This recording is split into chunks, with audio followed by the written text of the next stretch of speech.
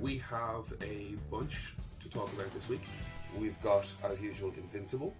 Falcon and the Winter Soldier finished up last week, but in place of that we're going to talk about Speed Racer 2008.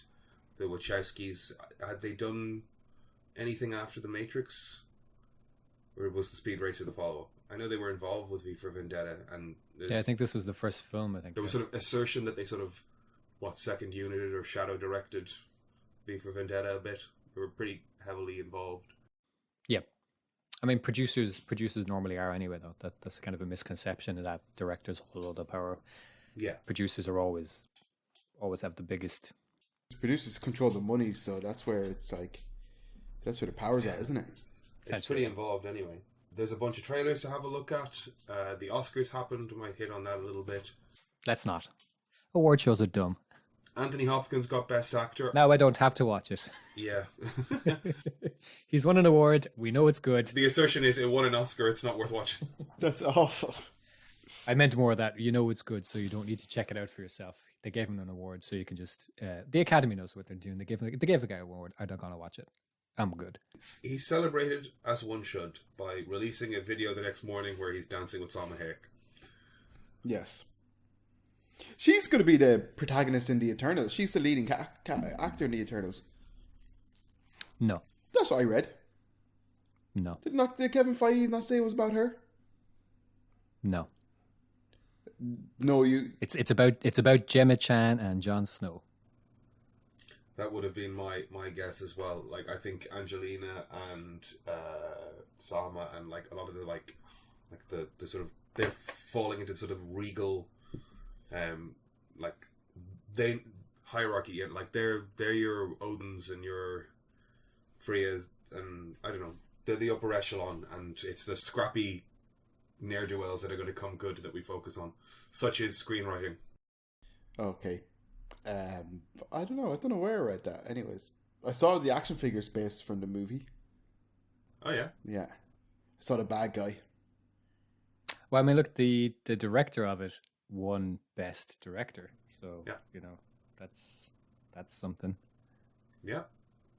For Nomadland? And that won Best Picture as well, did it? She won Best Director anyway, definitely, I think. Best... We're talking about the Oscars, damn it. But you love the Oscars. You tricked me. I know nothing about Nomadland. I just started seeing posters of it coming into Oscar season, and then it won everything. So, is it good, or is it just... I mean, should I just watch it? I should just watch it. Well, you don't have to now because, as I said, it won an award. It won. So you can just assume that the Academy knows what it's doing, and now you don't have to watch it. I'll watch it. Nomadland watch for next week's episode. There we go. Settled. Cartoon Saloon did not win for Best Animated Feature. It was funny seeing Tom Moore and the Cartoon Saloon guys on the news the night before, and even Tom was sort of like, yeah, I think we're going to come a close second. Disney's looking very strong again. I mean, Soul is good too, to be fair. I need to have a look back through the Best Animated Pictures and see. I think I've only seen 2 of them, but I liked both. I don't even mean in that list. I mean historically, how many people beyond Pixar and Disney win? Oh yeah, it's almost always just them. And there's always sort of a little bit of controversy each year. Like for the last couple of years anyway, they sort of do a little poll of, you know, the people that actually vote on the animated one and go, how many of you watched? Yeah, they haven't watched them. Yeah, I mean, but that's true of a lot of just Oscar nominations anyway, that people don't vote on, or they vote on stuff that they haven't seen. But like, you know what's kind of funny about the Oscars? It's just kind of like, you know, I could be in my apartment and I could be like, right, I need something, say, to play, like, I don't know, records. And then it's just like, this is an award-winning record player. It's actually really highly recommended. It's great and it's good value or something. So it's just like, okay, I'm going to get that. Or it could be like a freaking like sandwich press or something, like, you know, a toaster. And it's just like, it's award-winning. I was like, yeah, okay, I can get this. This is great. And then it makes my life better because it makes delicious award-winning sandwiches. However, the Oscars, it's like, it doesn't make anybody's life better. It's just like, I'm not going to like have you and Brian and Aidan over and be like, hey guys, look at my collection of Oscar-winning movies, and it's just like you went out and bought them. You didn't, like, you know. It's not as if, you know what I mean. It's not as if like it's like what are the Oscars for? It's almost like award shows are dumb and meaningless. Yes, exactly, Brian. You nailed it. Yeah, I'm used a bit earlier for me. I think 8 is rolling in his eyes, but it's like, but you know what I mean. Like it's just kind of like, it's like it doesn't even benefit the people who win Oscars. It does Sometimes, unless you're a woman, in which case it doesn't. Historically, women that win Oscars, if you're talking about actresses, if they win, it's almost like the death knell for their career. If you go back, so you reckon we're not going to see that Frances McDormand again? This is probably it for her. Well, look at that Octavia lady. She won an Oscar, and she's not been doing great. To be honest, normally when I see a movie and she's on the cover of it, I know it's going to be good. I mean, Super Intelligence and Thunder Force. I love her. She's brilliant in Thunder Force. She's brilliant in Spider-Man. She is in a really good movie. I watched it last year. I can't think of the name of it. Spider-Man. Pardon? Was it Spider-Man? Spider-Man. She's in Spider-Man. Is she in Spider-Man? Yep. I can't remember. She when he's signing up for the wrestling tournament, she's the lady who signs him up. Are we talking Tobey Maguire Spider-Man? Yeah. She's in a movie where she's basically, I think she's a vet or a nurse or something, but in a small town, and she kind of starts like letting kids come over to her house and drink in her basement and all that kind of stuff, and it's really fucking Pardon? Ma. Although it's probably supposed to be pronounced Ma. Oh, is that what it's called? Is it? Yeah, I can't remember. It did have a short name. Yeah, it's very good. But any Irish person's just going to pronounce it Ma. Yeah, Ma. Yeah, it is good though. Yeah. Is it a horror movie? Yeah. Thriller, drama, horror type of thing. What to call him's in it as well, and I quite like him. He's not been in any. I don't think he's been in any Marvel movies, but I'd love to see him in a Marvel movie. I think he plays the illustrator in The Alienist. Luke Evans? Yes. He was in Dracula Untold, wasn't he? Yes. I love him. Yeah. You don't like him? No, I just think he's a funny one, because clearly the world of film has decided we're going to make Luke Evans something, and they keep putting him in huge things. I love him. But they're always just slightly a tier below being fucking great, you know? I know, it's such a disappointment, because like he is a good actor. Yeah, and like, I mean, am I wrong? Does he sing? Did he release an album? I'm pretty sure he sings. Yeah. No, I think you're right. Like, I like the guy. Yeah. But he played Gaston as well in Beauty and the Beast. Yes, yeah, he's so good in that. Take it back. He's doing fine. He's doing fine. He's in The Hobbit. Yeah, I take it all back. I'm just thinking Dracula he's had stuff that was supposed to kind of make him. Yeah, Dracula Untold was nothing big. Well, that's the one. That was Universal setting up for their Dark Avengers type thing, and Tom Cruise fucked that up. He didn't. You know, there's a lot more people at fault than poor old Tom Cruise in that scenario. But yeah, I never expected you to be the one defending Tom Cruise. Me? Yeah, I'm always defending. No, Tom I Cruise. I expected Scruff. He was just baiting me, you see, but he, you know. I'm not baiting Brian. I'm always defending Tom Cruise. No, Aiden's baiting me. That's right. Yeah. But, like, I'm smarter than that. Aiden doesn't think I'm smart. I always think it's funny with Tom Cruise, like, because it drives me. Like, I know this sounds so stupid, but probably something I don't know. It drives me fucking mad when you talk about Tom Cruise and people's like, "Oh, that's a weird Scientologist lad." It's just like, yeah, that is that weird Scientologist lad. What does the religion have to do with it?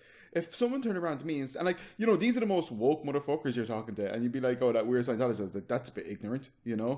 Scientology is a scam, though. Come on. But look, but it doesn't matter. It's irrelevant to his career or anything he does.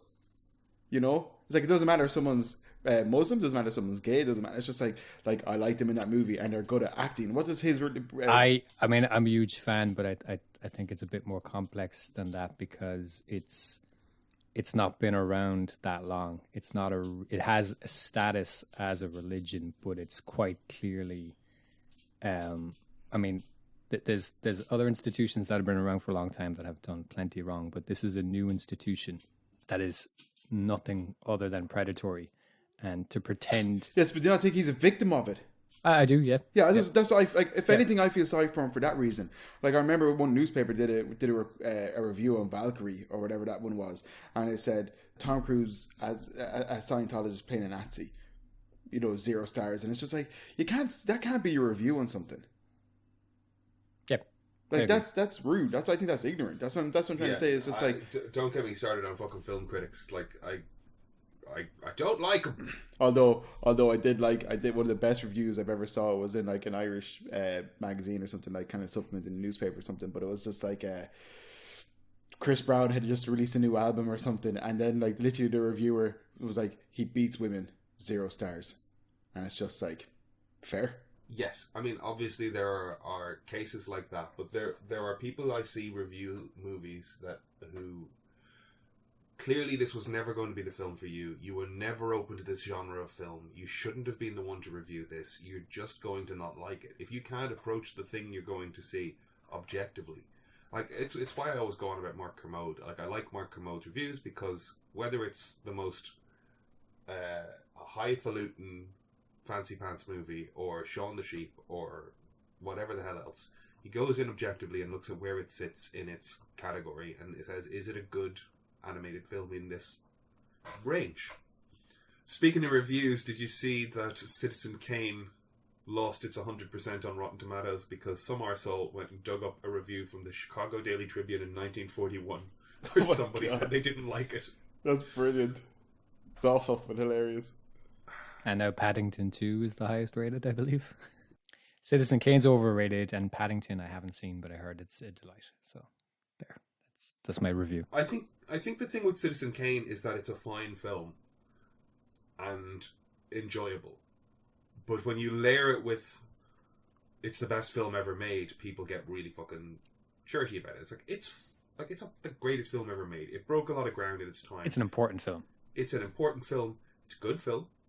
It's a good film. And it can be enjoyed if you just watch it in that context. I quite like it. Oh, actually, you know what I did watch recently? They Live. I haven't seen that. The Roddy Piper one. They just added it to Netflix about a week or two ago. I watched it as well about a week or two ago. Brilliant movie. Excellent. Had neither of you seen it before? Oh no, I'd seen it. I don't think I did, to be honest. I think I've seen. It's like one of those things where I kind of obviously I'm a good old country boy, and I moved to the big old shitty Dublin, and they like you'd be in college and everybody's like much artier in college in Dublin, but they will go on about it. That's not necessarily a bad thing. Just a better type of person. Anyway, go on, Kevin. It's an eclectic mix. Hang on, I just want to say, I'm sorry, but most of the people in art colleges in Dublin are not from Dublin. We come to Dublin for art college. So if you're talking about it being a better class of people, you're talking about people that are... I know what I said. Majority not. I love you guys. I just want to state that for the record. I have no idea what's going on now. Anyways. Nicest people I met from Cork and Dundalk and Galway and... I'm not from any of those places. How come there's yeah, two people here? You didn't list the he's place not talking about you. Where am I from? He wasn't including you. Athlone, guys. Come on. It's very simple. No. That's the closest town to me. Where am I from, Aidan? He's from Athlone. You're a fucking piece from of shit. Athlone. You talk about Athlone the whole time. You told me you're from from. the whole time. There's nothing wrong with All you Athlone. say is, I'm Athlone to the bone. Athlone's the best. It's my favourite thing in the world. Voted most romantic place in Ireland, you dipshits. You said you miss sitting out on the crick. They Live. Had not seen it before. I've always heard about it, and it's one of those movies where I should watch it. Then I did watch it only a couple of weeks ago, and I like it last week or something, and I really liked it. It's very, very good. Okay, well then tell me what it is, because I know the image of the guy with the like weird coloured face, because the guy's seeing him through the glasses, and I know I'm here to kick ass and chew bubblegum when I'm all out of bubblegum. That's the extent of what I know about this movie. Roddy Piper, I think, he was a famous wrestler back in the day, but it's a weird movie because it's. Did you watch it recently, Brian, as well? Did you? Yep. Because it's kind of it's there's a weird pace to it or something. It's a little bit stiff and it's a little bit like kind of wow, people buy into things real fast, but it's actually really, really good. I'm not like I actually enjoyed it. It's fun. It's probably less of impactful had I watched it 15 years ago, but it's really good. Yeah, I really enjoyed it. Brian is far more articulate to talk about it. Me likey movie people nice to me. So give me the synopsis. I do not know what the movie is about. So what is it? Do you not at all, no? I know nothing. I haven't seen it. I know nothing. I know nothing. I don't like saying that. I correct people that say that because it's a horrible thing to say. I don't know anything about the movie. Would you please tell me a little bit about it? So, like, leave further elucidated. You haven't even seen the like alleyway fight scene, no? No, I have seen the picture of the face, the concept that he's looking through glasses, and I'm here to kick ass and chew bubblegum. Essentially,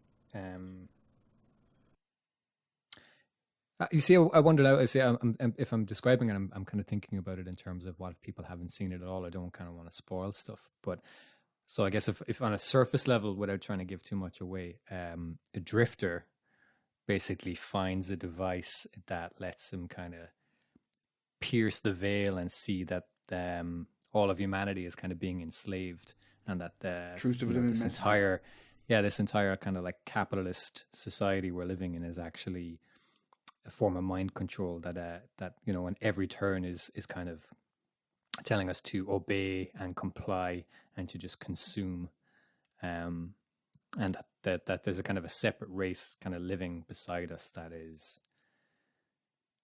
enslaved us effectively.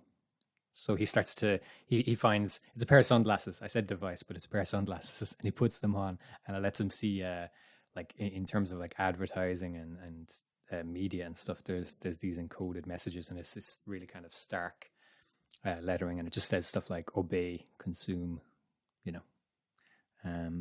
it's very cool. Okay, so I'm connecting dots. Is that where the obey thing comes from? Yes, that's where it came from. Okay, so I tell you what, as my homework then, I'm going to take away and go watch They Live. And as I talk about that, it reminds me that I've seen the last 15 minutes of Big Trouble in Little China and should probably watch the rest of it. I don't know why I've connected those two things. Is that the Jack Nicholson one? No, Kurt Russell. Kurt Russell one. You're thinking of Chinatown. You haven't seen Big Trouble in Little China? No, I have seen Big Trouble in Little China. I haven't seen Chinatown.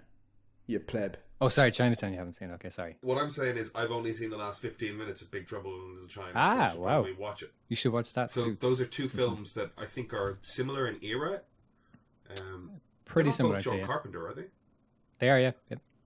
All right, well then I'm going to watch two John Carpenter movies this week.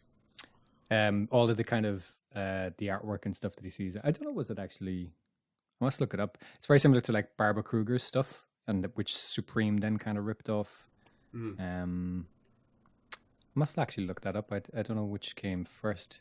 Did he base it on Kruger's work, or... Yeah, I must look into that. Which Supreme then later ripped off. Okay. But yeah, there's this extended fight scene in They Live. It's about 5 or 6 minutes long, and it's kind of funny, but it's also just like kind of brilliant in that it goes on for as long as it does. And it's is it Keith David? Is that his name? Keith David is a name of a person. Voice of Goliath and Gargoyles. Yeah, Keith David and Roddy Piper. And Roddy Piper is trying to make him put on the glasses so he can see what he's seeing. Keith David's great, and he's just like, I'm not putting those glasses on. He's like, put them on, and he's like, I'm not putting them on. And then there's a 5-minute fight scene in an alleyway where he's just trying to make him put on these glasses, and it is just these like knockdown, drag out, fucking. I think it's 5 minutes long. It's so long, and it's funny, but it's also. I like that scene. I just loved it. I love it. I love the fact that he was like, yeah, no. Like, I love the fact that somebody was like, John is maybe this a little, and he's like, no. If anything, it needs to be longer and sillier, and it's just, yeah, it's I love it. Fun. Keith, what's the name? Keith David. He's because I'm watching season 2 of Creepshow. Well, obviously people don't know, but I love kind of B-movie horror Creepshow type stuff.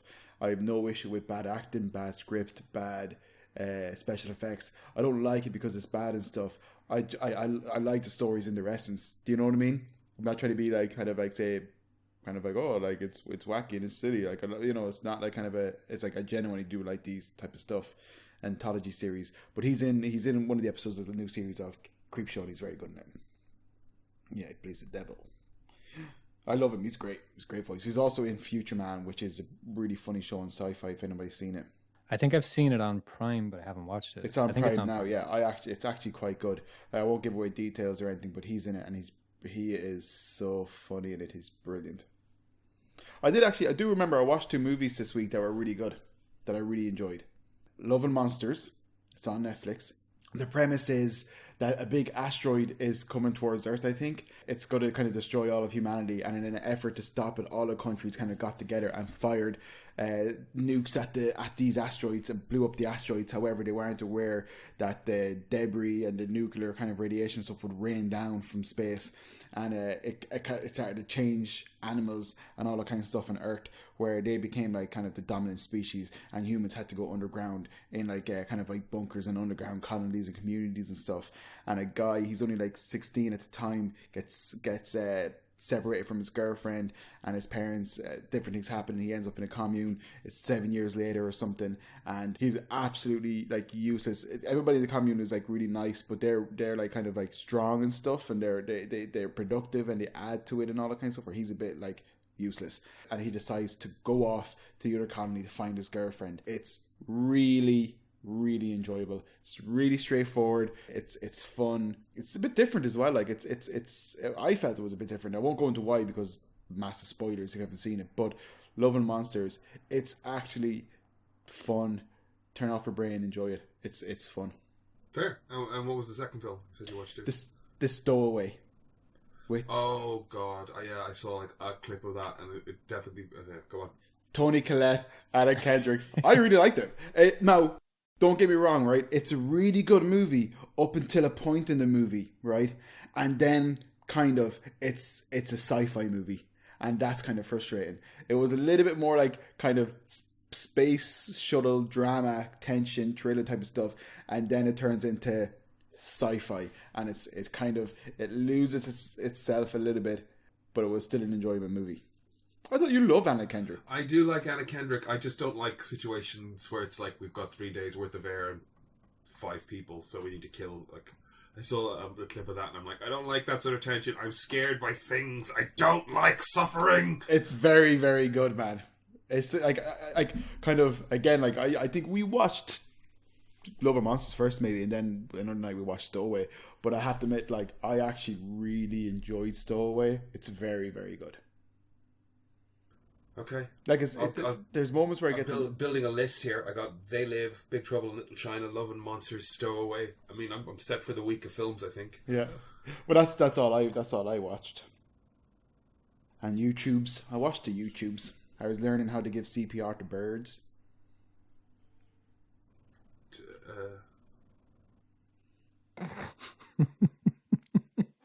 The benefits of zinc in your system, not in the world. We all aware of the benefits in the world.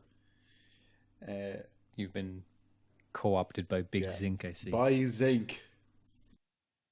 Do you know the zinc they use to make pennies in America is worth more than the actual value of the pennies? That's why I love zinc. And that's why it's important to have... Do people collect and extract the zinc from the pennies? I don't believe they do, no. But they're trying to discontinue pennies, and Big Zinc won't let them. There you have it. And here's Kev with this. Kev's here with his pro zinc propaganda. I see through this. I've watched They Live. I know your game. Buy zinc. Learn CPR. I'm on to you. For birds. Save birds. For birds. And go to the races at least once in your life. Kev is very much the Charlie Kelly of this ensemble. I'm starting to see. I'm not. Maybe I should be more cynical. Actually, I sometimes I think I'm not cynical enough. So sometimes I tell myself I'm going to go onto this podcast and I'm going to be more edgier and cynical. So I sometimes I feel when you're making or talking, I should just make. Were you? Please tell me you were going to say making words. Well, no, I probably was.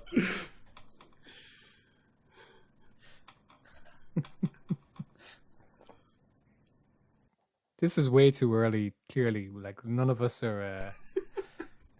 we're not sharp enough yet. Emer always complains that I'm too awake in the morning. It's the only time I feel alive. Then I remember everything else happened. Oddly enough, your lack of cynicism is going to be the most controversial part of anything that gets said on this podcast. Maybe. Brian, did you watch anything? Without Remorse yesterday? Oh, that's the Michael B. Jordan thing. No, I thought that was a series. Michael B. Jordan. It's not? No, I think when they first announced it, I think it was announced like 3 years ago maybe, and it was going to be a 2-part. Actually, no, it was 2 films. I think, not necessarily a 2-part film. So it's very much. It's all driving towards setting up a sequel, and I don't know if people.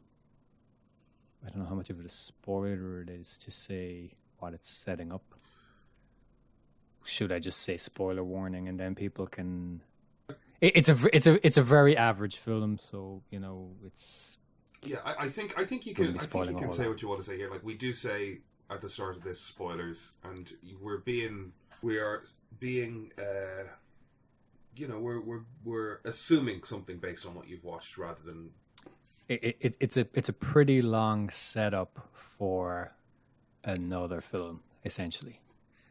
Michael B. Jordan plays John Kelly, and John Kelly's family are killed because of some sort of revenge for something or other. That's in every trailer, and that's the marketing of the thing. So, yeah. But then it turns out, so by the end of the film, he's broken so many laws. He's done so much, beyond his jurisdiction, I guess. He's got to go disappear. John Kelly's dead, and he gets a new identity at the end of the film, and his new identity is John Clark. Bum bum bum. Which, if anybody reads Clancy, which I haven't, but I know this because I know this for whatever reason. John Clark is the main character of Rainbow Six. He's the leader of Rainbow Six. Rainbow Six is actually the title for the leader.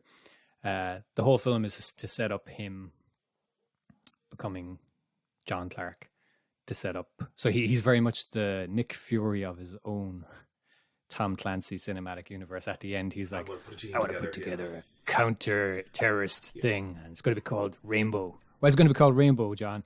I'm not telling you why. It's personal. It's like, okay, it seems like you don't really have a reason. So it's a prequel movie to him setting up a Rainbow Six movie, which will be the next one. And the previous Rainbow Six movie had Adam Sandler and Taylor Lautner, and they were cowboys.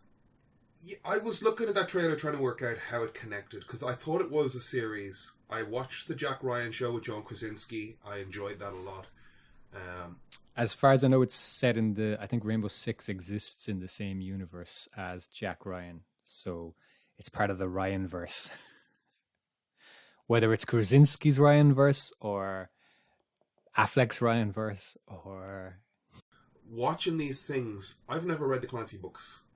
I love The Hunt for Red October. I think there's diminishing returns on every Jack Ryan movie after that. I think Patriot Games is okay. I think Clear and Present Danger is a big pile of shite. The Jack Ryan... Some of All Fears is brilliant. I enjoy Some of All Fears. I don't think it's the worst of them. It's not it's not as good as Changing Lanes. But it's not as good as The Hunt for Red October. I think they rebooted with Krasinski quite well. But in all of those, there's like in the Sum of All Fears, it's Liev Schreiber. He's the wet work guy who's going out and actually killing people. He's brilliant. I think that character appears in other films as well. The notion of this sort of, there's the actual soldier who's the John Clark guy. Is that John Clark? It might be, because I know that like I said, it's set in the same universe as Ryan, so I think there is a connection. Possibly, I'm not sure. My question, or not my question, my sort of like inkling or suspicion watching these movies the whole time has been that, this other character that we see in all of these fucking films is part of a broader narrative if I were to pick up and read the books.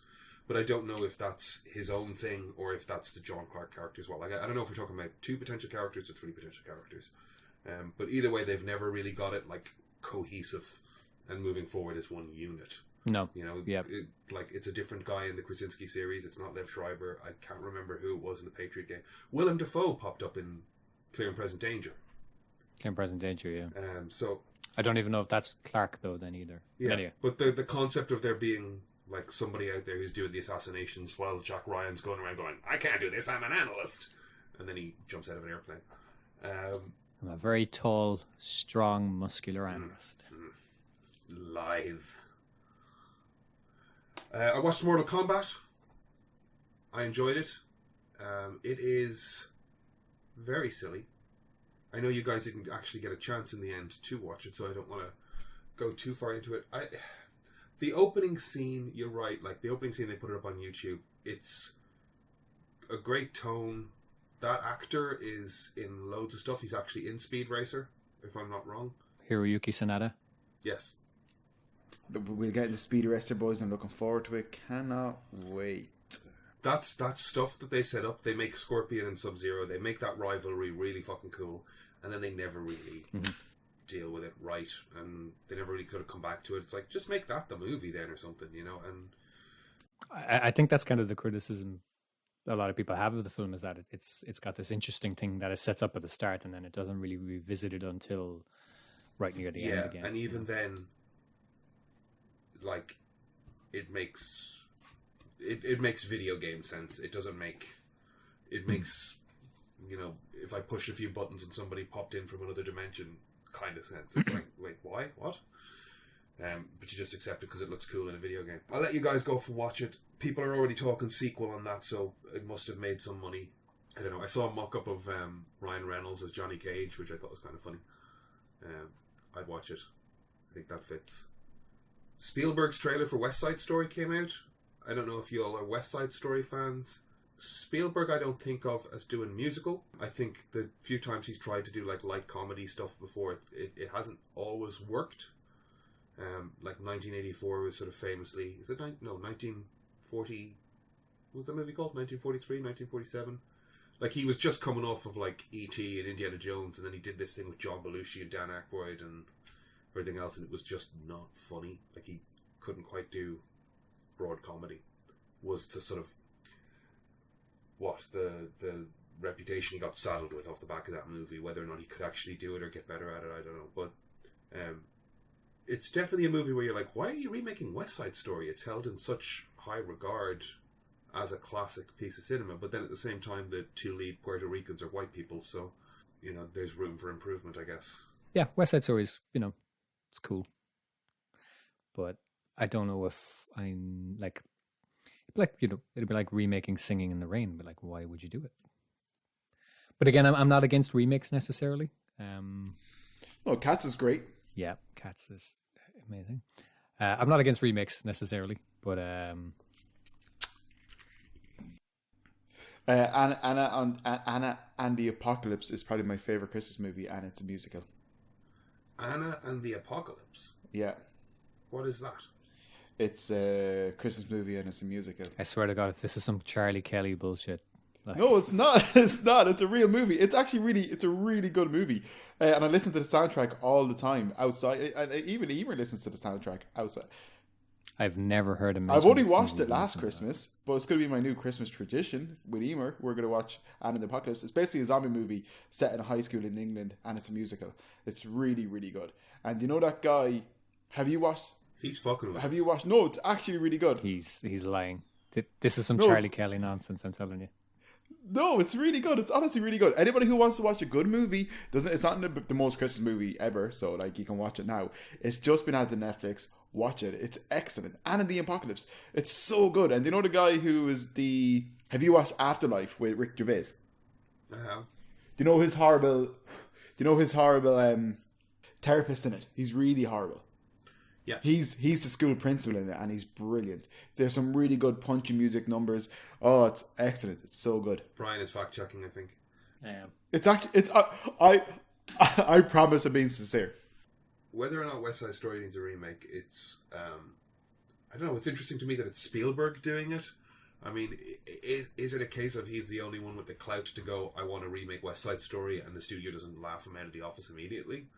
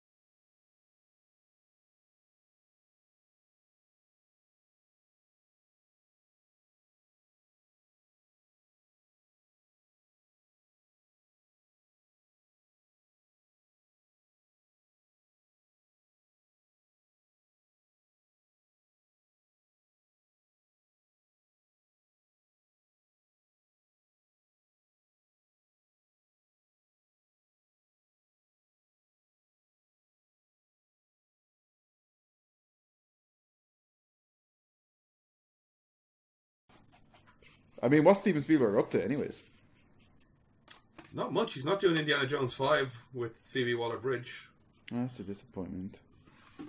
It's who did we say was doing that? James Mangold. So yeah, I don't know what Spielberg is up to. I know he was a great, obviously we're all aware of his work and stuff. I know he was a great director, but what was the last kind of one that he did that had a load of hype, like Super 8 or something? That wasn't Spielberg. That was JJ, wasn't it? Yeah. Ready Player One was probably the last kind of... Ready Player One was muck. Who was the guy in that? Is that the guy from The Fault in Our Stars or something? I think it was Tyler Sheridan or whatever his name is. Ty Sheridan. I always get confused. The Baby Driver guy, the guy from The Fault in Your Stars. There was a handful of... Yeah, there's three of them look alike. There's Ansel. Ansel Elgort. The guy who played the new Cyclops, which is something Sheridan, I think. And there's a third guy that looks... There's three of them that look the same. Effectively. Yeah, you're right, Brian. There's a guy from the Hunger Games who was fucking a camouflage rock at one stage and someone stepped on his face. Yeah, that's accurate. It's accurate. But anyways, all I'm saying is there's a bunch of white dudes that came out in like 2012 to 2015 or something, and they were basically the same white dude, and they were all annoying white faces, and they fucking went for it, didn't they? Bricks. So, he's producer on 2023's The Color Purple. Are they making a series of that? So Oprah Winfrey in that movie. I always thought she was in the movie for some reason. She is, I think. Yeah. Oprah Winfrey. She is in it. Okay, yeah, okay, fair. Yeah. Got an Oscar for it, didn't she? I remember for some reason my parents had that recorded off the TV as a kid, and when But it won an Oscar. You had to watch it. Yeah, probably. No, you don't have to watch it because it won an Oscar. I think the Oscars are the list of movies you have to watch each year, though, right? No, yeah, if you want to be cultured and relevant, yes. You can say I can skip these because I know they're good. I don't need to check for myself. What else would one speak about when eating one's crackers and one's cheeses? The Oscars, culture, art, that guy in Italy from CBS. Kev, I want to point out to you that Aiden has a blade in his hand and he's poking his brain with a blade, and I just don't want you to upset him too much. Okay, he's being very profound, isn't he? I didn't realise you kind of noticed the poking your head with a scalpel. Yeah, I noticed. Yeah. It was Stanley Tucci. It was CNN. Yeah. Cultured. That's what we do. We eat wine and think about movies. Speaking of movies, Speed Racer. Invincible. Did you watch the finale first? Of Invincible? I cannot end. Okay, yeah. Invincible. Do you want to end on Invincible? No, not that. Invincible was great. See, not cynical. There you go. Okay, yeah, I enjoyed this episode of Invincible. I would say they did a good job in showing the absolute devastation and horrific kind of attitude of Omni-Man, and just the pure disregard for human life, throwing him in a train, and then just humans explode easily, more easily than I thought. They personalized it with that fighter pilot so that you cared about this human being. So I was kind of in the wavelength of caring about the people that were at risk. And then they killed so many of them that you couldn't help but get numbed in the same way that Omni-Man may be numb to the notion that these are irrelevant. And that's why it's so fucking dumb. It's a dumb plot. Any reasonable person, after witnessing the fighter pilot die, would stop. But he would just say, it doesn't make sense for Mark to continue to fight him after the absolute devastation he causes when he sends him flying through the city. The show's got this weird, I know the comic's violent and stuff, but it's this fucking catastrophe porn, trauma porn thing. It's just, the show loves it so much, and it is numbing after a while. It doesn't serve a purpose other than, look how far we're willing to go. It's just so stupid after a certain point. And then for Mark, that there's no reasonable person, he's got no reason to believe he can beat Omni-Man, and he just persists. And after the subway wreckage, the truth is he's lost. And Omni-Man has shown him, you lost this 10 minutes ago, and I will commit as much carnage as necessary. No, he didn't. He didn't. Look at the fucking devastation it caused. It's so stupid. Like, But he is right that he got through to him. it doesn't make sense for him to continue to fight him, because he literally steps on people like ants. And it doesn't make sense for Mark to after literally witnessing it firsthand. Like, he's, and that shot was stupid with him flapping his arms going through the subway. It looked crap. While he's doing this, it's like, Mark, you're making it worse. Tuck your hands in at least. Like, you're literally you're fucking, your fingers are eviscerating these people because you're scrambling like this. Any person that was put through that and saw what another person is willing to do, you would just say, okay, yeah, you win. Like, his dad is right. It's like, you're causing this because I've just shown you that I care so little about everybody around here. I refer to your mother as a pet. I've just shown you what I'm willing to do. You can't beat me. If you stand up and go again, this is what I'm about to do. Like, that, it didn't mix that should have happened after the fighter pilot. Like, oh wow, it's this huge effort for me to save this one guy ejecting from a thing. Like, it's a dumb plot. Why does he wait 17 years? He destroyed a much more advanced alien civilization in episode 2 that have like portal technology. If he wants to take over Earth, he would just fucking take it over. We're so insignificant to them. Like, they could literally just annex us and come over and say, hey, we exist and you're part of our empire now. And realistically, we would just say, yeah, sure, cool. Yeah, you got us. He doesn't need a son. He doesn't need to wait 17 years to annex a planet that is literally insects to him. He says so himself. It's a stupid plot. It's so dumb. It's so dumb. It's stupid. And I will dump on it because it's so stupid. But anyway, go ahead. We got renewed for 2 more seasons, so we'll be talking about this when season 2 starts again. Yay! I enjoyed the episode. I liked the opening shot with the Immortal. It was a nice way to open the episode. It was pretty, like, the rain, blood, and then the thunk of the body was pretty cool. The subsequent fight was cool. I really enjoyed it. It was bad in Man of Steel, and why did they think it would be better when we go, hey, you know, when people said, you know, one of the worst things about Man of Steel is this stupid fight that, like, destroys half a city. Again, Justice League Unlimited did it twice, and it did it so much better. It has Superman versus Shazam, and they destroy a city, a new kind of block that Lex Luthor has built, and it makes sense because everybody's going, hey, Shazam, Superman, what are you up to? Like, you've just destroyed this whole thing, and it did it so much better. And then the finale with Darkseid versus Superman is so much better. It does the same type of fight, so much better, and it leads to this brilliant moment where Superman has this kind of realization where he says to Darkseid, you know, I walk around treating the whole world like it's cardboard. That is a good scene, to be fair. But, you know, what you represent is a rare opportunity for me to cut loose. And then he does, and it's brilliant, and it's justified, and it's brilliant. Scene, yeah, and it is mind numbing in Invincible. It's just like, it's the same fucking shit. The for clouds 15 were all minutes. yellow, and I liked that. It was kind of cool visually. I did sort of nitpick as like one set of clouds behind the cloud layer sort of popped in a little bit. I'd have softened that transition as it came in because it's sort of like, it's just me being a picky animator guy spotting like 4 frames of snap. The streak fight where they're like different colors bouncing off each other, they haven't done that anywhere else in the show. I know what they're referencing. I get what they're doing there. I don't think it worked well. At the very least, I think it should have been a 2-tone color or put a glow on it or something, because just the fat blue and red didn't quite work for me. The city scene was pretty fucking devastating. I cared and was numbed, and what I'm reading from it more than Brian is, or because he doesn't agree, he got through to Omni-Man because Omni-Man didn't want to kill him, really. All things being equal, he wouldn't want to be. But at what cost? Huh?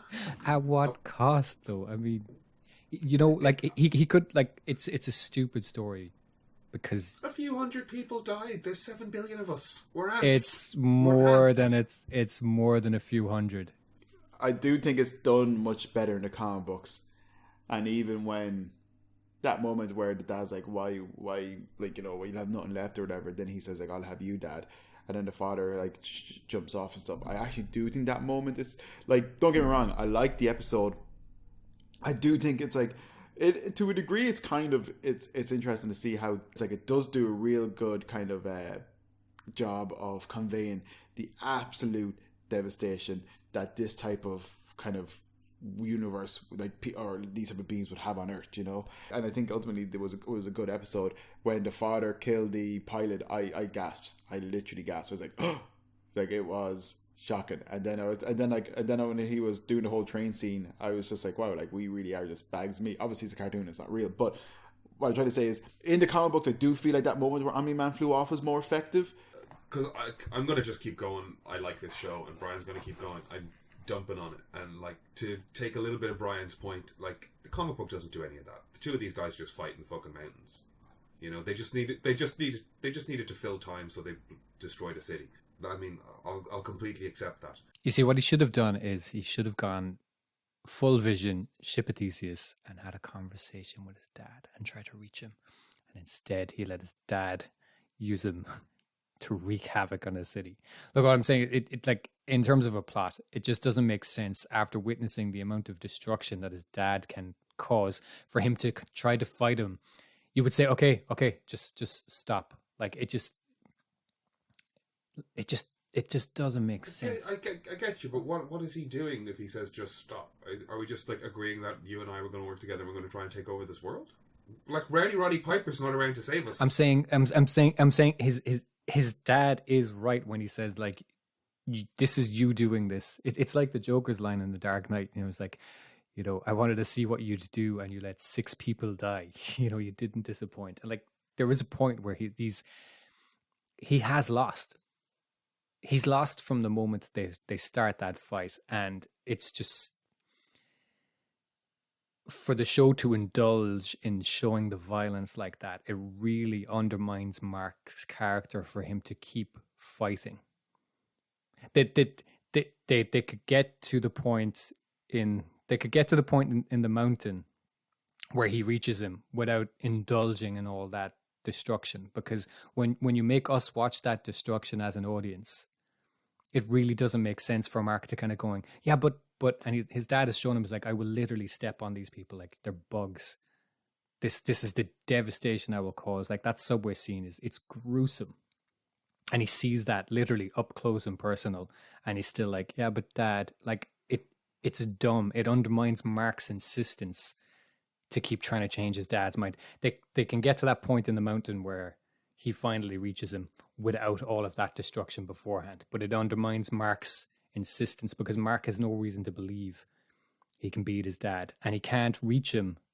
He can't beat him physically, so why doesn't he try reach him in that point where he says, I will have you? It's so stupid for the show to have those 3 scenes of gruesome. Like I said, it really just indulges in this gore to the point where it's mind-numbing, and it undermines Mark's insistence on trying to change his dad's mind, because it's like, he's shown him that he doesn't care. He refers to his mom as a pet. He's shown him the atrocities that he will commit. It just doesn't make sense. It's bad. Like, they could literally go from him crushing the pilot's head to then having that fight in the mountain, and then he reaches him. We don't need to see all that. It's just really, it's just this kind of catastrophe porn, and it's the Michael Bay of cartoons. But it's, once we've seen one head squished, by the time we've seen it on the train and it's extended, it's about 5 seconds long or something, where he, like I said, he's waving his arms. It looks dumb. He's just causing absolute mayhem. It's so stupid. It could go straight from the pilot getting his head crushed to his dad flinging him into the mountain, beating the snot out of him, and then reaching him. It would be so much more impactful, but instead the show indulges in 5 minutes of carnage for the sake of carnage. Mark is as numb to it as his dad. Like, the thing is, if Mark is able to see that much human tragedy up close and to still think, oh no, I'm still going to reach him. I'm still going to change his mind. He's as numb to the violence as his dad is. Effectively, that's what I'm saying, is that if he's as traumatized as he should be when he sees the pilot's head get squished with his dad's bare hands, there's a part of him doesn't care because he's still insisting that he's right. It doesn't make sense for us to keep showing it. It undermines Mark's stance to keep showing it, because what it's showing me is his dad could do this all day and Mark would still not change his mind. So Mark is kind of effectively numb to it too. But that's what I was kind of saying, like in the comic books, and it undermines the story. It undermines the sense. Yeah, that's what I was saying. In the comic books, there's none of that. But that moment when Mark is bloody and bet and like kind of bed into the side of a mountain, and he says to his dad like, "Oh, I still have you, Dad," and then Omni-Man is just looking at him and he kind of flies off and stuff. That's really effective in the books. Less so effective in here, because it's just like, why would you still want your dad? He's after murdering hundreds of people and essentially using you as a weapon to do that. You know, kind of like. You can't claim to have that much empathy for human life when you've seen your dad do all that. Yeah, but that's my point. Dad, I care about these humans. But it's like, even though that's absolutely brutalized thousands of them. That's my point. It's just kind of like that moment is really effective in the comic books. It's less effective in the animation because of it's bad writing. Murder in the show. It's bad writing. It's the show going, this goes down a treat on the boys, so let's put it in here too. More gross violence. I mean, it's the guy that gave us The Walking Dead. Like, it's gonna be fucking bodies piling up, and The Walking Dead is bad too. Oh my god, The Walking Dead is a terrible TV show too. I mean, what do you know? Oh wow. You know what he did? 2 shows obsessed with human misery and just to no end other than misery porn. Did you watch Outcast, was it? No. Outcast, I thought it was. Maybe it's Outlander. His other show.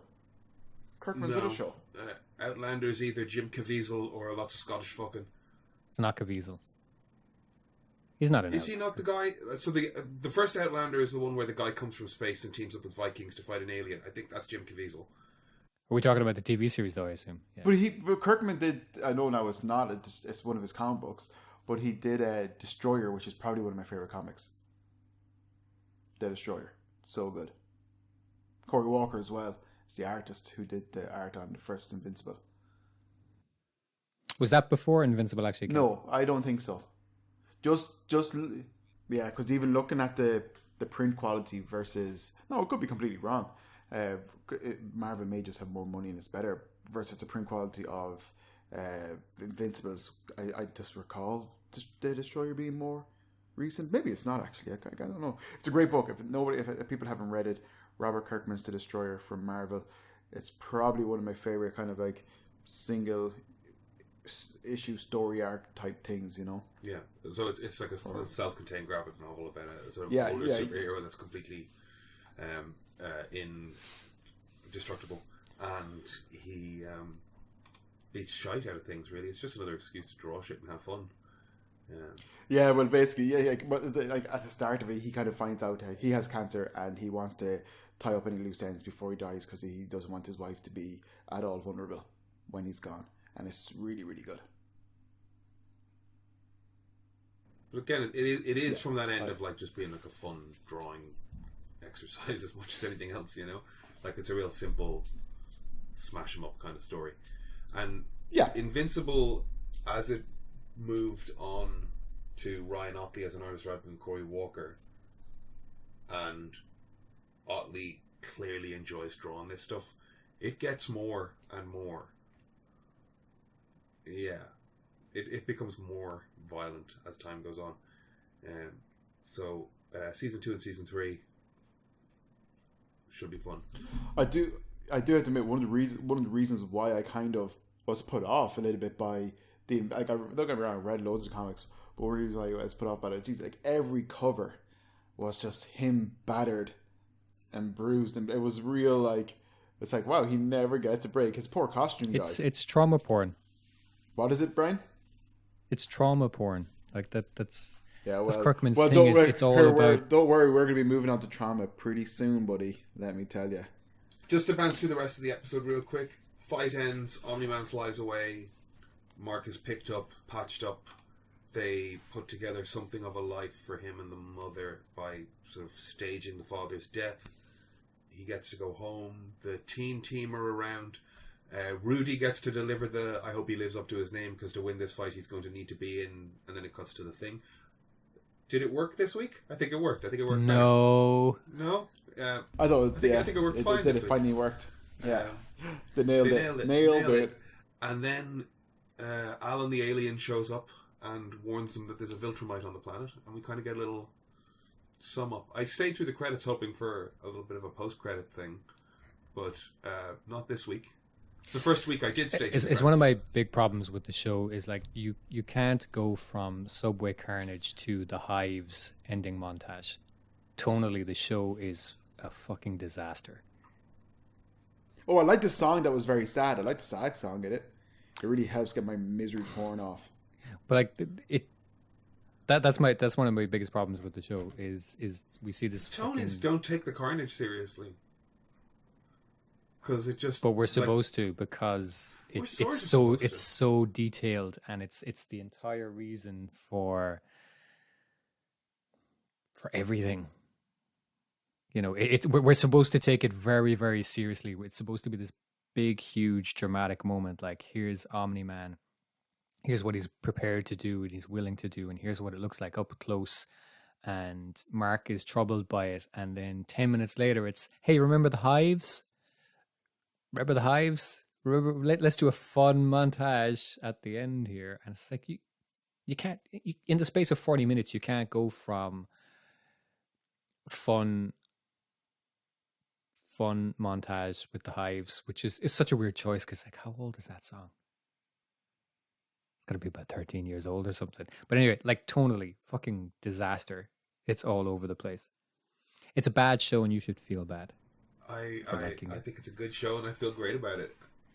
And I will be sending a show reel and a director CV to Skybound, asking them if I can make their coffee.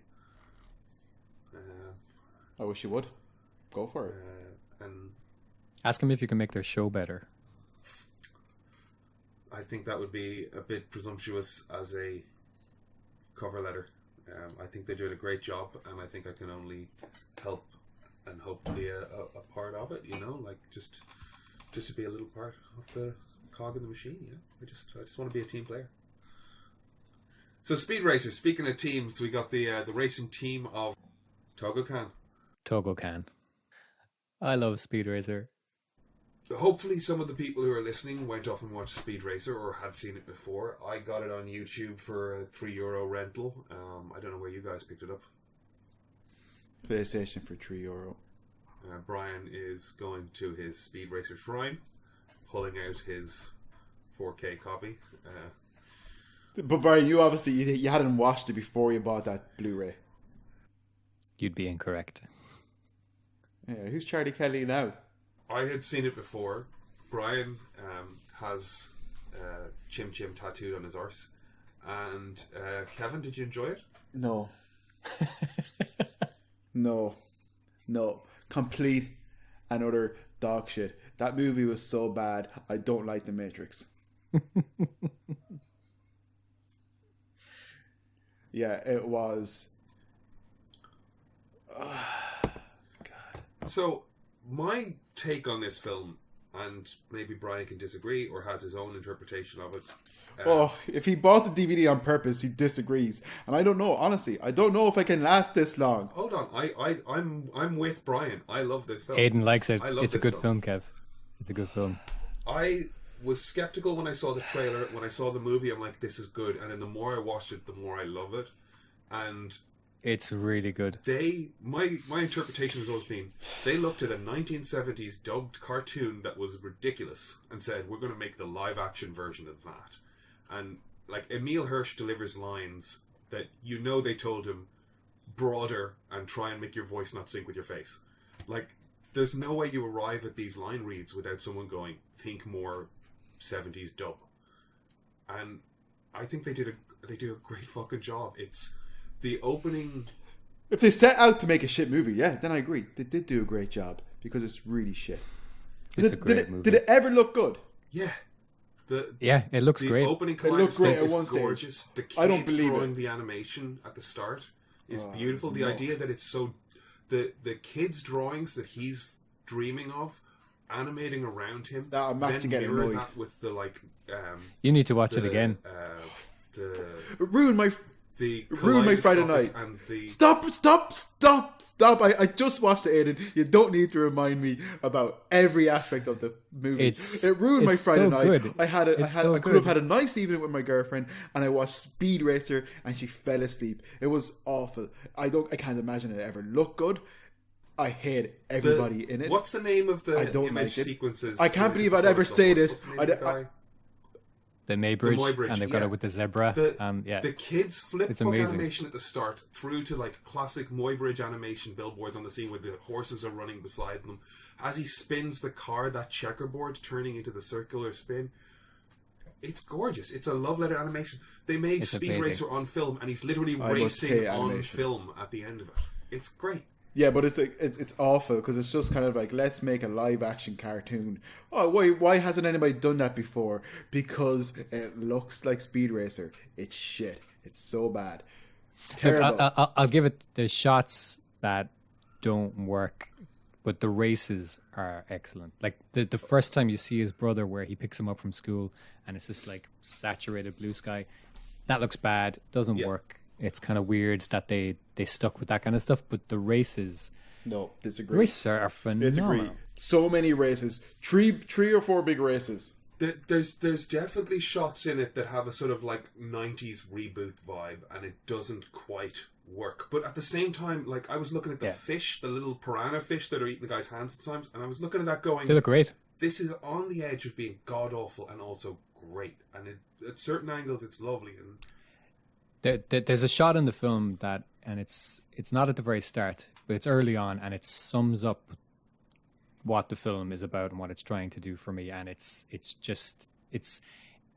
when you see that shot and you kind of go, this is what the film's about, this is what it's aiming for in each set piece. It's like, okay, I'm on board. And it's the shot from where Racer X gets in front of the truck and he starts shooting at it, and it's this wide shot, and it's red and black.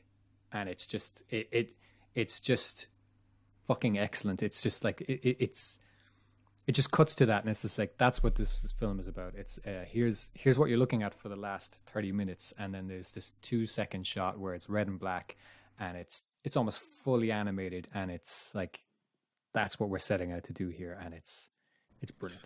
So the movie is about a family of race car drivers, the Racer family. We join a young speed racer as he aspires to best his brother Rex's time at Thunderhead. So they wanted to have their kid Rex Racer, Speed Racer, and then like Spittle Racer. Spritle. Fucking movie. I never thought I'd hate a monkey. I hated the chimpanzee. I hated everything. I never thought in my life that I'd ever have feelings. Chim is so fun, and that kid is great. He does a great job. That kid is great. What? That kid is great. I was so annoyed last night watching this movie, and I laughed at moments. Right, I wasn't laughing at it. I wasn't laughing with it. I was laughing at "This Is My Life." That kid did an amazing job. That kid does an amazing job. That's like This is the wind-up. He's a bit annoying. He's a bit annoying, but when you realize that, like, what he's doing exactly what he was told to do in each moment. And I don't know how old he is, but he's brilliant in those scenes. Like, he's definitely funny. Can pull up 70s cartoons where there's a little kid sidekick running around going, "Oh my god!" and then pops into like giant. So for one of the races, he was in the boot the entire time with a monkey. How did the weight not affect any of the fucking acrobatical shit he was doing with the car? It's a stupid movie. There's 3 races, and you know what? That's 2 races too many. There should be 1 race. At the start, it's where shit. Like, it's a real video game. Like, they've taken the 70s cartoon and they've thrown in like F-Zero X with the cars spinning and knocking each other off and shit. And he's racing this sort of like it's in his head, it's not there, but the sort of the video game ghost of his brother. It's the ghost image of his brother. So yeah. good. It's brilliant. such like he's not racing. It's brilliant. But okay, I want to say, and he won't beat. But his I want to say his brother record stand. I was going to say he could beat his brother, couldn't he? He could. He could have in that moment, but he let his brother's record stand because he loves his brother so much. Yeah, and he also knows he can beat him. What I was going to say though is dog shit plot. The plot is fantastic. It's got an amazing script. I love how it's... Brian, could you give us the plot, just a little synopsis of it, so we'll fill in the listeners in? I'm getting sad. The Razor family are an independent race team, and this big... Racing, it's the biggest sport in this world. It's the biggest thing. And a big corporation wants him to race for them and wants to kind of take over the family business. And when he turns them down, it's kind of revealed to him that, your love for racing, it's all fixed.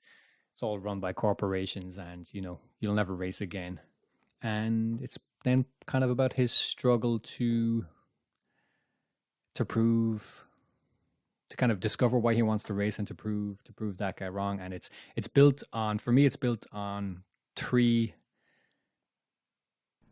really good scene. But there's even a little like sub theme there of an independent producer, racer, filmmaker fighting to do what they do in a large corporate system. Which has keys. Anyway, Brian. There's for me, I think it's a great script, and I think it's structured so well, and it's built on 3. You think it's a great script, but you think it's a great script. It's a great script. It really is. Are they ninjas?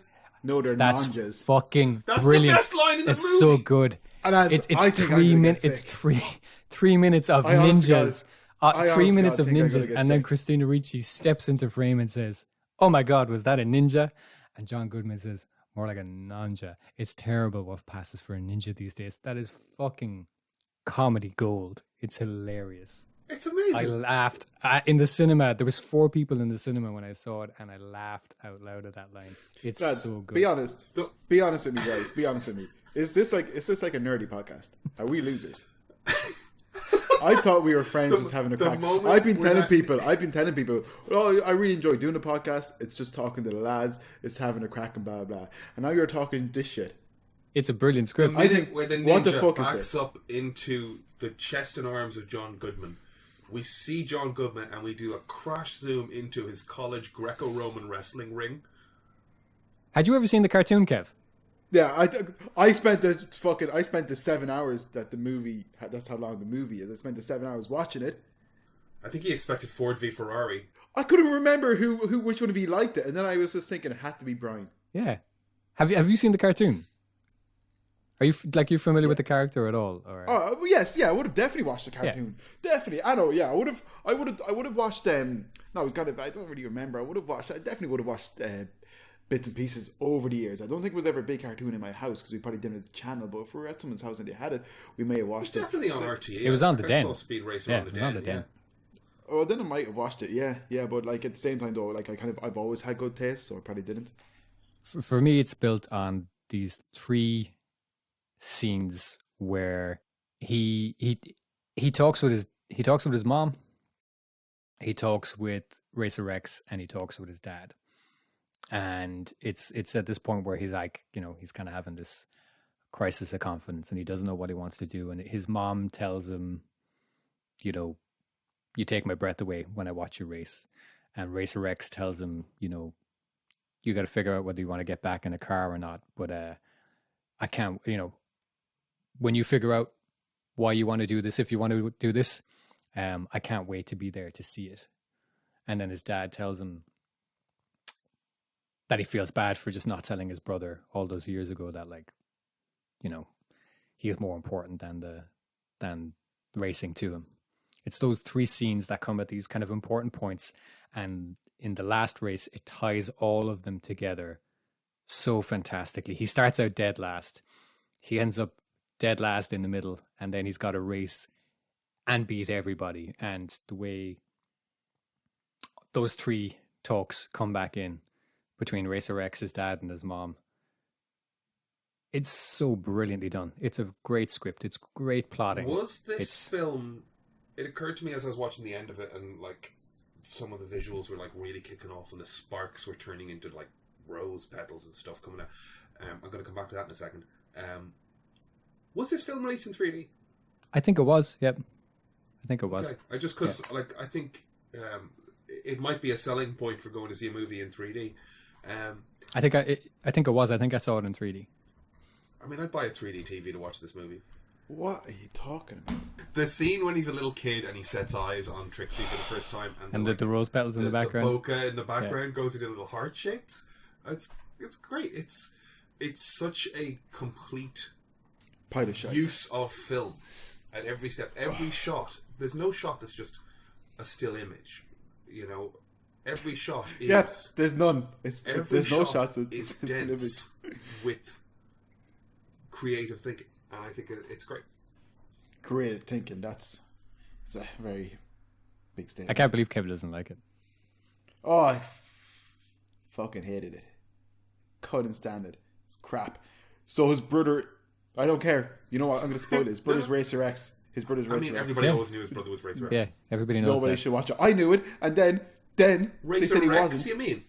Oh, whatever the Rex fucking Racer, name was. Racer Rex. Rex Racer, and then whatever his bloody fucking. Then anyways, that's like, okay, so he's not his brother. Fine. It's like I kind of understood it. I was just like, yeah, fair enough. It's not his brother. His brother's dead. Okay, go on.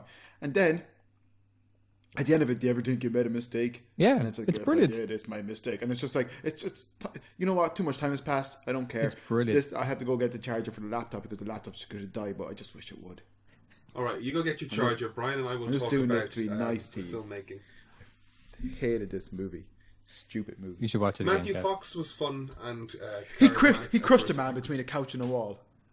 In a very cartoony hilarious. 70s way. The little like whoop legs up by the ears. Yeah, hilarious. Do you realise what that would have done to his spine and probably his insides? The other ninja gets his pants pulled down and fucked out a window. Yeah, it's a cartoon, Kevin. It's a kids movie, Kev. I mean, come on. She could. Christina Ricci. Why isn't she the main character? She can drive fucking helicopters and she can race cars like no one's business. Why is it about Speed Racer? And also, your child's up. I wear a Chelsea boot all the time. You just annoyed you're not the protagonist. I can't even drive. Okay. I can't even drive. I don't know if I never noticed it before, but I definitely noticed it watching it again. How much Christina Ricci looks like a young Susan Sarandon. It's like that's I was thinking Sarandon. Susan Sarandon, yeah. Sarandon. Why is she in Susan it? Sarandon. She's a good actress. Susan She's a good Sarandon. I don't want this to die. Go get your charger. Come back with some of this energy. Christina Ricci's great. There's something about, maybe it's just my, like I've grown up watching Christina Ricci. I like Christina Ricci. She's 5 to 7 years older than Emile Hirsch, and she dominates any scene she's in with him. You know what I mean? I don't know if it's just an age power dynamic or just her comfort in film or just her charisma, but like she outclasses him every scene he's in. Yeah.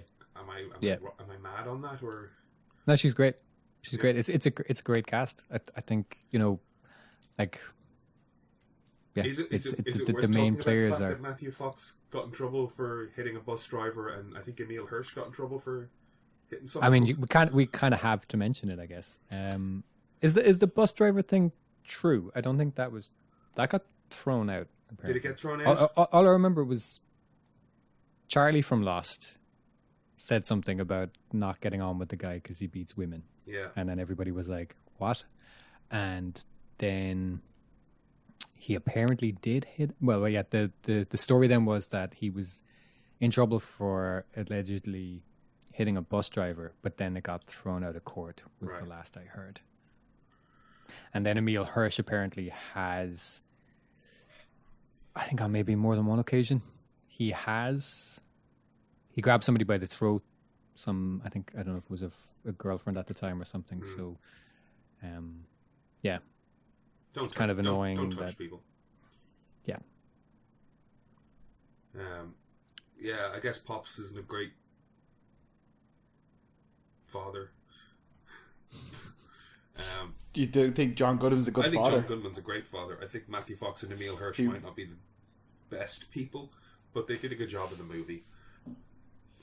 Your child's obsessed with racing. You called him Speed Racer. Yeah, it's brilliant. I hate it. The person... The family's also called Racer, Kev, so you know. Pardon? The family's also called Racer, so you know. So Yeah. you were asking why What's Susan this? Sarandon was in the movie? I mean... Yeah. She didn't have enough of an impact on the story. She does, She though. made peanut. She's got an she made amazing... peanut butter and jelly sandwiches. Not the type of actress she is. She's a great actor. She's brilliant. She has that great scene with him, like I said, where she tells him, you know, how much she loves to watch him race. It's great. It's a really, really affecting, powerful, emotional moment. And then it comes back at the end, and it's wonderful. I hated all of it. Did you not think the scenes with the car, like when they were like even just like parked at these lookout peaks things where the light was hitting the car amongst the flowers and... You're telling me? Are you serious? Are you asking me about that scene? A child and a chimpanzee are in a boot of a racing car that he just drives around on the roads. Can you imagine if fucking Michael Schumacher was driving around in a Formula 1 car, just nipping down to the shop, love, do you want anything? It's a stupid movie. People are stupid. I hate it. And I hate ye. I think you need to watch it again. I kind of think it... Yeah. I emailed PlayStation this morning asking for a refund. That's such a Kevin move, to be honest. It's an Emer move. But You might want to cut that out. she'll admit to that. 100%. What did Emer think of the movie? Emer fell asleep. She had a great night, though, to be fair. She said she was quite happy and cozy on the couch. She had a great night. But she's shocked that you liked it. Because she really respects you guys. And she thinks you guys are great. I think Emer needs to watch the movie. It's a great film. Like yourself. I think the two of you need to sit back into... I think you need to go back and say... This is a kids' guys? movie adaptation of a 60s cartoon where they said, let's make a 60s cartoon. The non-racing shots, I'll give you that like some of the effects in the non-racing There's shots stuff that's a bit wobbly in time. Didn't look great at the time and look even worse now. The races look gorgeous. They're so... They're When I was thinking about it last night, I was thinking about oh god, what the fuck is his name? Is it Rex Harrison? Fred McMurray. And he did like The Absent-Minded Professor is the way we learn where we see Flubber for the first time, and then they made Son of Flubber, and they remade those movies years later. But like I look back at those movies where like, you know, he's got a flying car because of this rubber thing he invents, flying rubber, and it's goofy as shit. And you look back at it and go, this didn't look good in 1961, and it doesn't look great now, but it's so much fucking fun. And Speed Racer has shots like that where you go, this doesn't hold up very soon after this, but the whole film is so fun, and the actors don't let slip that they're, you know, if they're not digging it, they don't let slip. They commit to the whole thing. John Goodman bringing his like Fred Flintstone level energy. He knows how to live in a world that is fucking ludicrous, where he's picking up a person and spin him around his head and just believe it and make you believe it, make you love him for it. It's a kid's movie. First of all, it's rated PG. It's a kid's movie. It's a kid's movie. I'd hate that if I was a child. I know I'd hate it. I know I hate it. It's like, Mammy, why is John Goodman making me sad? His name is Goodman. There's a shot in the rally race where the three cars are speeding kind of towards, like they're on the horizons. Three cars are speeding towards, and the headhunters, I think it's the ones who've been given either the money or the furs, and it's the close up of their faces as they're in the background. The three heads like taking up the entire skyline, and the three cars are like speeding towards, and it's literally something right out of like a 60s anime. And it's even just still shots where Matthew Fox has been told, sit as perfectly fucking still as you can, only move your mouth, and we're going to put speed lines behind you. Like, that is a live action interpretation of money saving animation techniques from the 70s. You know? Yeah. And I was annoyed that the other race guy in the car next to him turned his head. I'm like, don't turn your head. You're ruining the shot. Don't move. Just talk. Yeah. They play it so dead seriously without it taking away from the moment. I think Matthew Fox is brilliant at it. Like he buys the moment. He's so good at. I think he was sad. I mean, look. Yeah, I mean, it might have been, but he's good in it. Don't think he wants. I was thinking of shots where like they've got the E.P. Arnold, I think his name was, where he's I can never remember his name, and he's a really good actor, and he's in V for Vendetta, and he's in I think he's in Stephen Fry's Hippopotamus. He's a great actor, but like he's delivering this monologue thing, and he's moving through, and the camera's rotating around, and I'm like, how many times do they have to do this? He's chewing the scenery, and it's so brilliant. It was like, how many times would they have to like move him through the scene? And then I realized, no, hold on, this fucking After Effects. They just stood him still, filmed him once, and then just moved the element through the scene. It's like it's great. It's so much fun top to bottom. Yeah, Roger Allen from The Thick of It. Yeah. Good job, Roger. He's brilliant. Yeah. The race announcers were fun as well. One of them was like doing Edward Murrow. Race announcers are great. Yeah. No, guys. I love the kind of Fist of the North Star reference when Spritel's watching. He's watching the. It looks like it's drawn by Jeff. It looks like Jeff Darrow. I think it's Darrow, but doing a Fist of the North Star reference, and then the two of them stand up and it does the animated. Yeah. Absolute muck. Yeah, could have done without it. 2 hours and 15 minutes long. Doing that scene where he goes, when the mother comes in and goes, "What are you doing?" He goes, "Nothing." And he goes, "The same nothing that broke my last couch." He goes, "That was a completely different nothing."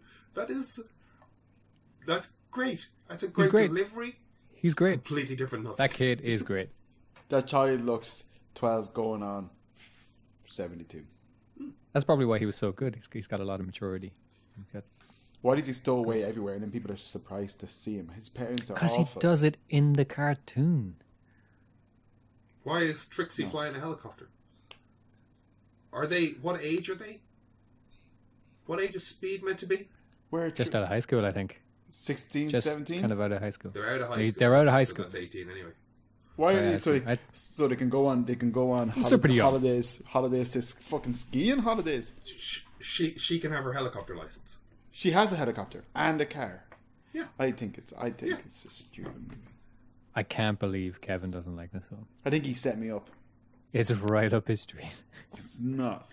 I just said I like bad things, but like I have some line. I don't. I mean, look, when the lockdown is over, we're coming to your apartment and we're watching. Don't be mean. Yeah. Don't do it. Yeah. Don't. We're watching it. We're watching it.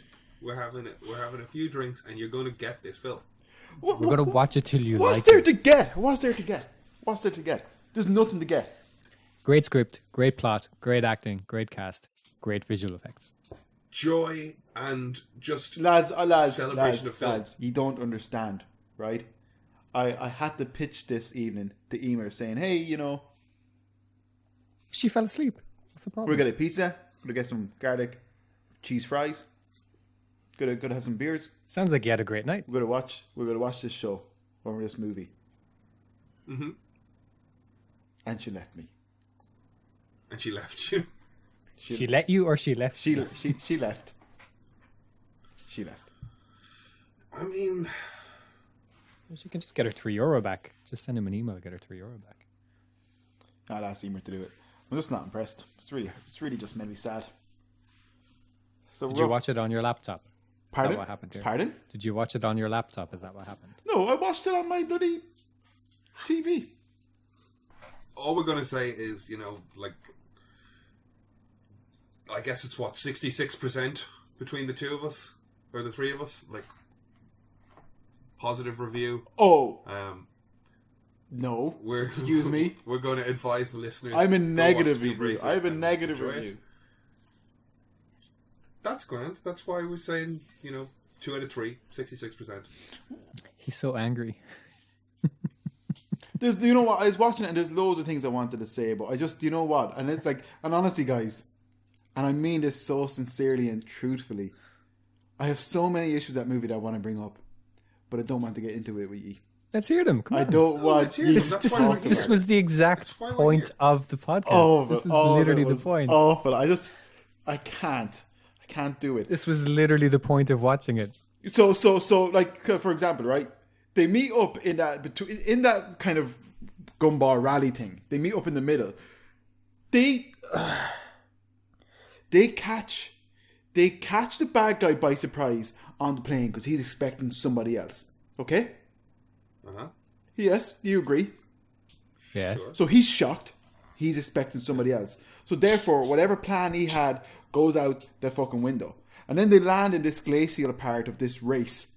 And all of a sudden, his goons show up and they have to drop on them.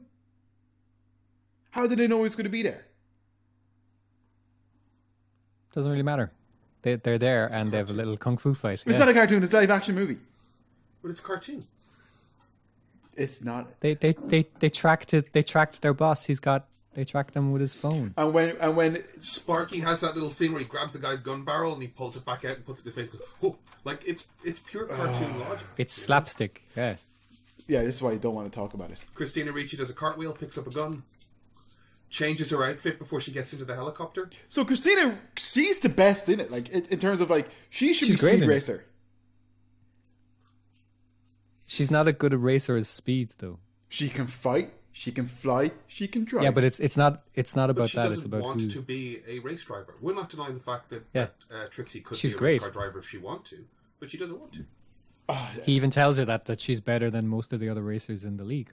Yeah. But she doesn't want to. That's why they put her in ultimately, is because, she has the skills. But like if she wanted to race, she'd race. If she wanted to race, I'm sure the film would be called Trixie Racer, because she'd be married at this point. She's taken his name in a very traditional way. But I mean, she can keep her surname if she wants. But but she doesn't want to race, so it's about speed. What's your next But problem? let's hear the rest. What's next? Yeah, come on. Next problem. Well, no, because anything you say is like, well, it's a cartoon. No, hold on. But that's You've literally the taken point. notes, so I want to hear. That's the literally the notes. point. I didn't Yeah, take. come on. I didn't take notes. That's me just saying. That's just me repeatedly writing "Die Speed Racer." I actually wasn't doing anything. What else was there?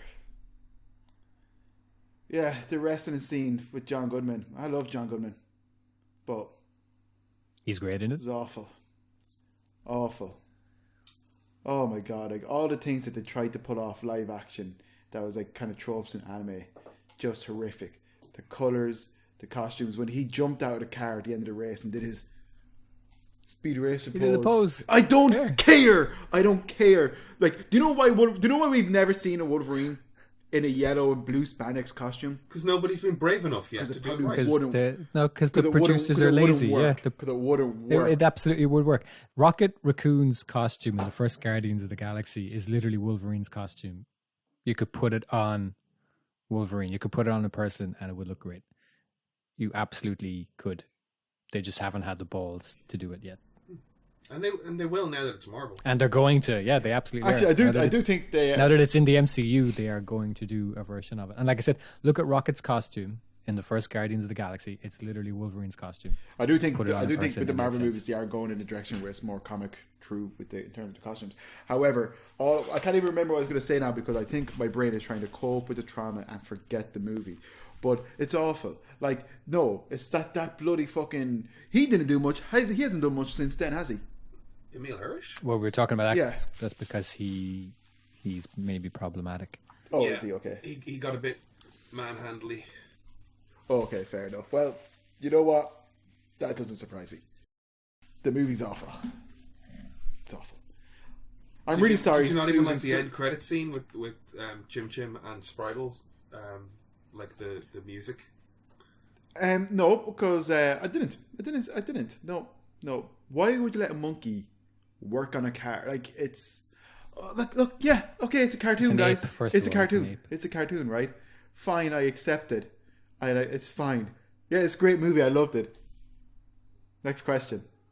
You're not getting into the spirit of the whole purpose of this was to Tell us everything. Tell us everything. Matt, the whole there's a whole there was just there was constantly new characters and plot lines and all this stuff coming out, and I was just like, who are they talking about? What are they talking about? What's going on? How is this a kids movie? It's 2 hours and 50 minutes long, and it's like talking about the different types of engines and whoever owns that will own the market and blah blah, and like all that kind of stuff, and then trade deals between different people and all this kind of things, and I hated it. And then it's just like Rex and the government. I'm like, what's Rex doing? Why couldn't Rex just go back to his family? He works with Inspector Detector to try and straighten out the racing industry.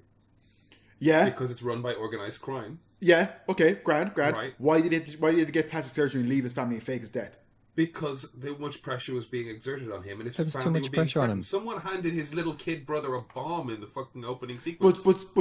But Speed Racer goes off and does that, and it was without a mask. But that's what the film's about. The film is about how Speed managed to then fight back where his brother felt he couldn't and his brother felt he failed. Speed changed the game. Literally, that's what the film's about. And Racer X had to get involved because his brother had put his family back in the same degree of risk as it had been before.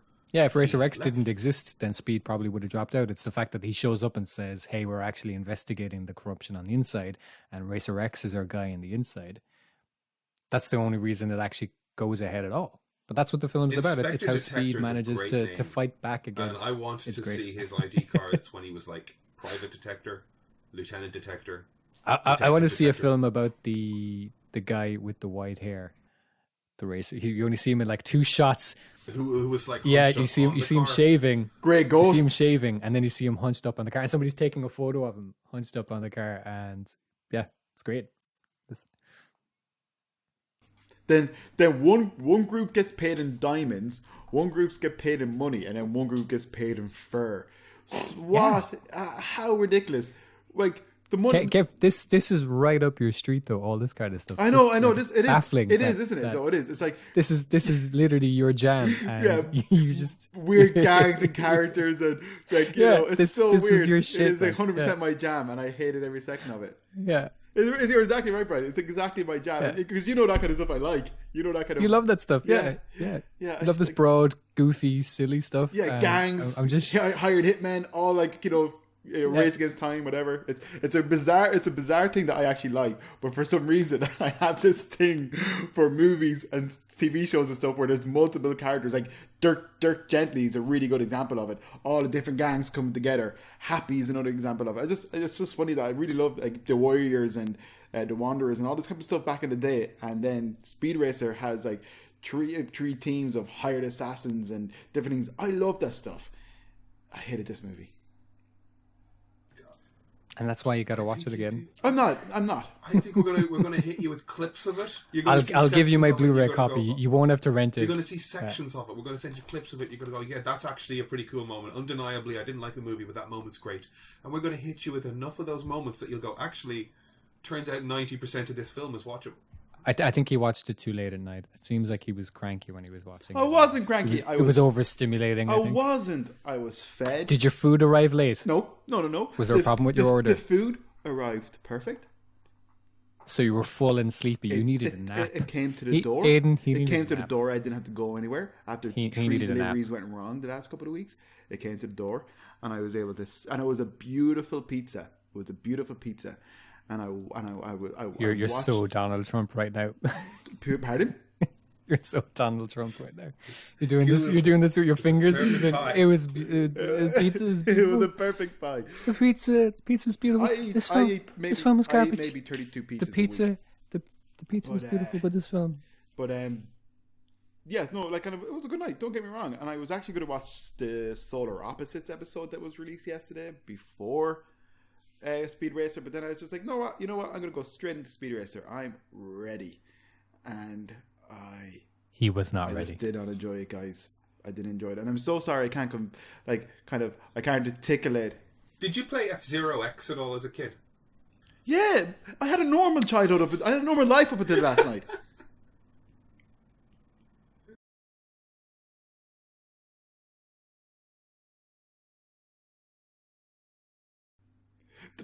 Apologize. The two of you, actually. No, because you're wrong. I'm not wrong. I'm sorry that Kev is wrong and a bad sport. And Thank you, Brian. a grump. Thank you, Brian. Wasn't so hard-headed. No, I said I apologize that you're. I a bad accept your sport apology, and a grump. Brian. Guys, I just didn't. I did like I don't know. Like I could keep on pointing on things. I'm sorry that you weren't ready for all that was laid out in front of you. I'm sorry you were overwhelmed. But if you can, if you overstimulated, just relax and just find it in your heart. You know it to be true. It's a great movie. Try it again tonight. No. It's How long is your awful. rental for? Your rental's probably for 48 hours, is it? Pardon? Is your rental for 48 hours? Doesn't matter. I'm gonna. You can watch it 16 more times. No, you know what I'd rather do? You know if you've got it for 48 hours, you you know can what watch I'd it rather 16 do? I'd more rather times. watch Justice League again. You don't mean that. Don't say now. something that hateful. I know. I mean it.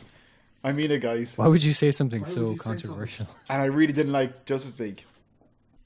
No, I watched these movies, and I put my phone away, and I put my iPad away, and I watched these movies. Maybe, to be honest, I couldn't afford to spend 4 hours watching Justice League again. I'd watch 2 hours and 15 minutes of it before I'd watch Speed Racer again, though. Maybe. I even dislike Animatrix now. Take a That's shot how every much I time the dislike car Speed spins. Racer. Every time he jumps, The jump take a jet shot. things are great as well.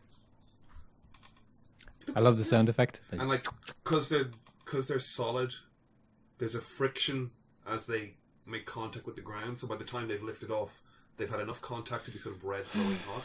Like, this film's thought through. You're fucking with me. Okay, so next week, my list of films to watch are They Live, Big Trouble in Little China, Love and Monsters, Stowaway. In the vein of Big Trouble in Little China and They Live, it also occurred to me, Streets of Fire? Is that? Mm-hmm. Is that the William I've Dafoe never one? seen that, but we were talking about that recently enough in terms of Streets of Rage In the batteries. and how there's a sort of like an inspirational connection there, and we're sort of in the sort of like 70s, 80s New York mob or New York gangland. Is William Dafoe... Sorry, William Dafoe isn't the protagonist in Streets of Fire, though, is he? We don't have a Marvel show lined up. We don't have Invincible. I'm going to suggest something. Go on.